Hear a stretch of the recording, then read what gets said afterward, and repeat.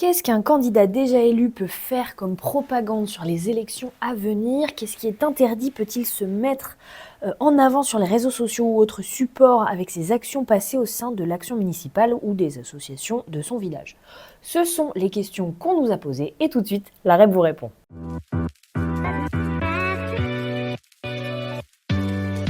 Alors ce sont de très bonnes questions puisqu'elles ne sont pas si simples, on va essayer d'être concis et c'est vraiment pas gagné. Bon alors, si on résume la question, c'est où placer le curseur entre ce qui est légal et ce qui ne l'est pas en matière de communication quand on mène une campagne électorale et qu'on est maire sortant. Selon le code électoral en France, il existe une séparation stricte entre les moyens financiers de la mairie et les moyens de la campagne électorale. Pour faire simple, en tant que maire, vous ne pouvez pas utiliser vos avantages d'élu pour faire campagne.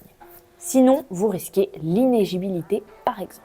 6 mois avant le début des élections municipales, soit dans notre cas depuis le 1er septembre 2025, nous sommes dans une période dite sensible. Les candidats doivent faire très attention à ce qu'ils postent sur les réseaux sociaux ou encore aux moyens qu'ils utilisent pour faire campagne. Déjà, clair et net, pour faire campagne, vous devez utiliser votre argent, l'argent de votre parti et pas l'argent de la mairie. Vous ne pouvez pas acheter d'espace de publicité dans les médias.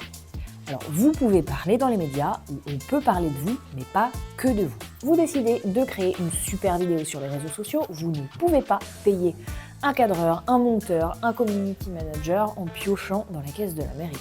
Toujours sur les réseaux sociaux, vous ne pouvez pas booster vos publications, c'est-à-dire que vous ne pouvez pas payer le réseau social pour mettre en avant vos publis par rapport à celles d'un autre candidat. Vous ne pouvez pas recevoir d'aide financière ou matérielle d'associations, de mairies ou d'entreprises. Ça veut dire que le maire peut se vanter sur les réseaux sociaux s'il utilise sa page personnelle. Eh bien oui, il en a le droit. C'est ce qu'on appelle la liberté d'expression. S'il a envie, il peut dire que son mandat est exceptionnel, inégalable ou que sais-je. Et si les opposants ne sont pas d'accord, eh bien ils peuvent répondre soit en commentaire, soit en postant directement sur leur page personnelle, pas la page de la mairie, leur page perso, une réponse. C'est ce qu'on appelle le débat démocratique. Oui.